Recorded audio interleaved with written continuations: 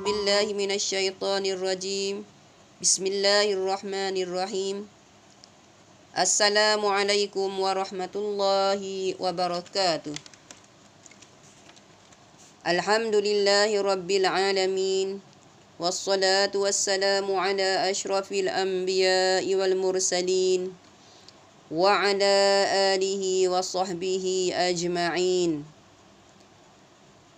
Qala rabbi shrah li sadri wa yassir li amri wahlul 'uqdatam min lisani yafqahu qawli. Rabbi yassir wa la tu'assir wa tammim bil khair ya arhamar rahimin. Amma ba'd. Qala Allah ta'ala fi kitabihil aziz: Ya ayyuhalladzina amanu kutiba alaikumus siyamu kama kutiba alal ladzina min qablikum la'allakum tattaqun. Shadaqallahul azim. Bersempena dengan Ramadan al-Mubarak ini, marilah sama-sama kita merafakkan rasa syukur kehadrat Allah Subhanahu wa Ta'ala, kerana dengan limpah dan izinnya kita masih lagi diberi nafas untuk menjalani kehidupan kita sebagai khalifatullah di muka bumi ini. Alhamdulillah. Baiklah, di sini saya ingin berkongsi tazkirah bersempena dengan Ramadan ini mengenai kelebihan membaca Al-Quran. Seperti mana yang kita sedia maklum, kitab suci Al-Quranul Karim merupakan mukjizat agung yang diturunkan oleh Allah Subhanahu wa Ta'ala melalui perantaraan malaikat Jibril alaihi salam kepada Nabi Muhammad sallallahu alaihi wasallam untuk disebarkan kebaikan isi kandungannya kepada seluruh umat manusia di muka bumi. Seperti mana yang kita sedia maklum, isi kandungan Al-Quranul Karim sesuai sehingga ke hari kiamat. Baiklah, apabila kita bercakap tentang keagungan kitab suci Al-Quranul Karim, maka sudah tentu ajarannya meliputi seluruh aspek kehidupan manusia. Bersempena dengan bulan yang mulia ini, iaitu Ramadan Al-Mubarak, yang kita sedia maklum, berlaku satu peristiwa besar, iaitu nuzulul Quran pada tanggal 17 Ramadan. Di sini saya akan menyebut tentang kelebihan membaca kitab suci Al-Quran. Yang pertama, Al-Quranul Karim boleh memberi syafaat kepada pembacanya di hari akhirat kelak.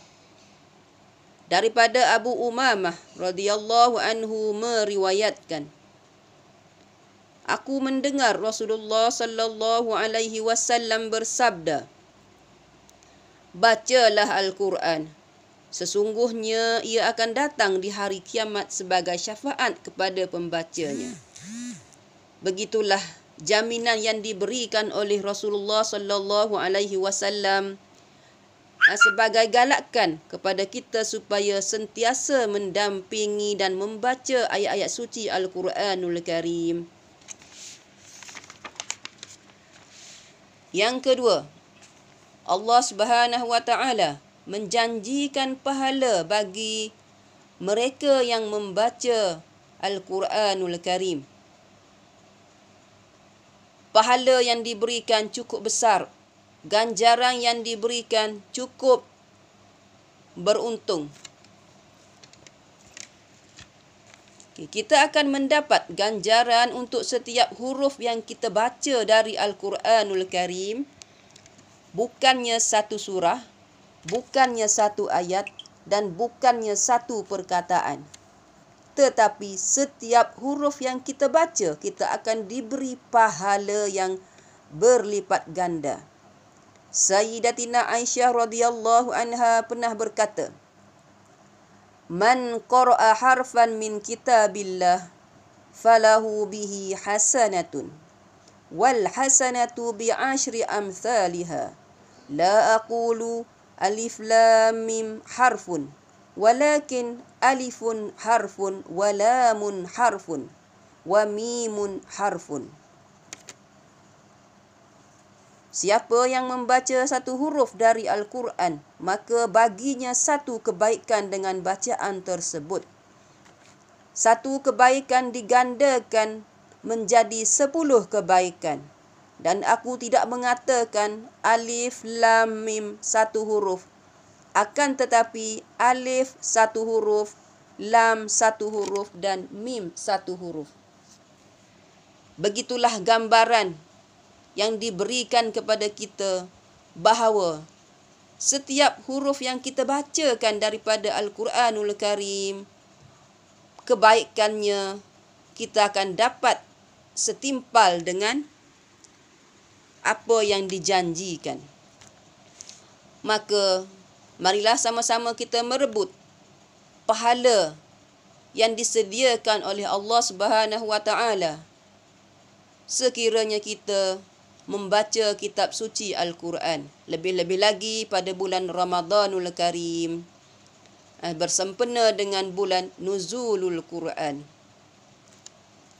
Seterusnya yang ketiga, seperti mana yang kita sedia maklum, ayat-ayat suci Al-Quranul Karim juga sebagai penawar ataupun syifa bagi segala penyakit.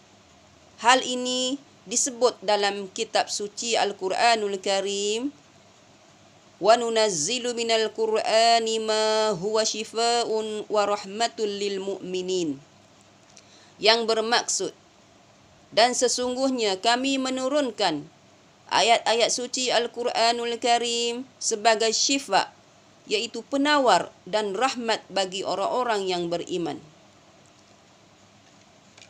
Jelas bagi kita bahawa apabila kita menghidapi sesuatu penyakit, maka berubatlah dengan ayat suci Al-Quranul Karim.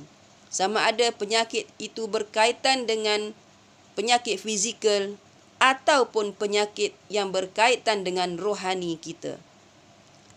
Sekiranya kita ditimpa masalah, kita disarankan untuk membaca Al-Quranul Karim kerana ayat-ayat tersebut merupakan penawar untuk kita mendapat ketenangan.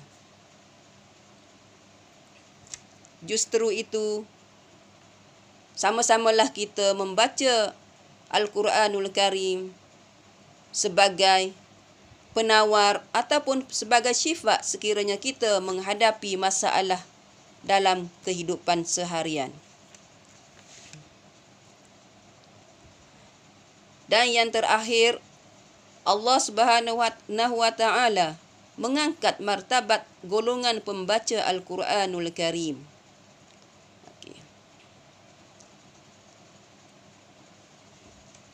Sebagai penutup, saya suka tegaskan di sini, marilah sama-sama kita meningkatkan amalan membaca Al-Quran kerana yang pertama, ia merupakan ibadat yang kita lakukan tanpa mengeluarkan bajet ataupun modal yang besar. Tetapi ganjarannya cukup besar yang kita terima di sisi Allah Subhanahu Wa Taala. Modal yang kita perlukan ialah kerajinan dan kesedaran bahawa membaca Al-Quran itu merupakan perkara yang sangat baik dan sangat digalakkan dalam Islam. Yang kedua, Al-Quran boleh memberi syafaat atau bertindak sebagai penolong di hari akhirat kelak, yang mana pada ketika itu Tidak ada apa-apa lagi yang berguna buat kita kecuali orang-orang yang datang kepada Allah Subhanahu wa ta'ala dengan hati yang sejahtera. Seperti firman Allah Subhanahu wa ta'ala yang berbunyi, Yauma la yanfa'u malun wala banun illa man atallaha biqalbin salim. Yang bermaksud, hari yang tidak akan memberi lagi manfaat harta dan juga anak-anak kecuali orang-orang yang mendatangi Allah Subhanahu wa ta'ala dengan hati yang sejahtera. Bagaimana cara kita nak mendatangi Allah Subhanahu wa ta'ala dengan hati yang sejahtera? Salah satunya dengan cara kita membaca ayat-ayat suci Al-Quran untuk mendapat syafaat pada hari akhirat kelak. Yang ketiga, bacaan ayat-ayat suci Al-Quranul Karim merupakan makanan bagi rohani kita. Kalaulah makanan yang kita makan setiap hari, makanan yang berkhasiat, yang lazat, itu adalah untuk tumbesaran jasad kita, maka sudah tentulah hati nurani kita juga perlukan makanan untuk hati kita menjadi hati yang sangat baik. Oleh itu, kita disarankan untuk membaca Al-Quranul Karim. Idza kana at-ta'am wadha'un lil jasadi fa qira'atil Quran wadha'un lirruhi. Maka apabila kita membaca Al-Quran, kita sudah memberi makanan roh kita supaya menjadi lebih baik dan lebih sejahtera. Demikianlah sedikit sebanyak perkongsian tentang kebaikan membaca Al-Quranul Karim. Kita sepatutnya merasa kagum dengan hamba-hamba Allah yang terpilih bukan sahaja untuk membaca Al-Quranul Karim, tetapi untuk menghafaz keseluruhan daripada ayat-ayat suci Al-Quranul Karim. Begitu tinggi martabat yang Allah anugerahkan buat hamba-Nya yang menghafaz Al-Quran. Namun, sekiranya kita tidak mampu menghafaz ayat-ayat suci Al-Quran, Allah Subhanahu wa ta'ala masih lagi memberikan kepada kita pahala sekiranya kita membaca Al-Quran dan juga menghayati isi kandungan Al-Quranul Karim. Sekiranya kita tidak dapat membaca keseluruhan Al-Quranul Karim, maka kita boleh mengambil pengajaran, menghayati kandungan dan mentadabbur isi kandungannya supaya kehidupan kita di dunia lebih baik dan lebih sejahtera. Ma la yudraku kulluh la yutrak kulluh. Perkara yang kita tidak dapat ambil kesemuanya, janganlah kita meninggalkan kesemuanya. Alangkah ruginya pahala-pahala, janji-janji dan ganjaran yang Allah sediakan buat kita, kita tidak dapat merebutnya. Maka kita termasuk dalam golongan yang rugi. Semoga kita semua beroleh manfaat untuk kebaikan hidup di dunia ini. Sebagaimana yang kita tahu, kebaikan yang kita perolehi di dunia ini, kita akan bawa kepada hari akhirat. Kita akan menuai di hari akhirat. Kerana kehidupan di dunia ini adalah sementara. Kehidupan di akhirat adalah yang kekal abadi. Setakat itu sahaja perkongsian saya pada hari ini. Yang baik itu datangnya daripada Allah Subhanahu wa ta'ala. Yang buruk itu datangnya dari kelemahan diri saya sendiri. Astaghfirullahalazim, astaghfirullahalazim, astaghfirullahalazim. Saya sudahi dengan lafaz yang mulia. Assalamualaikum warahmatullahi wabarakatuh.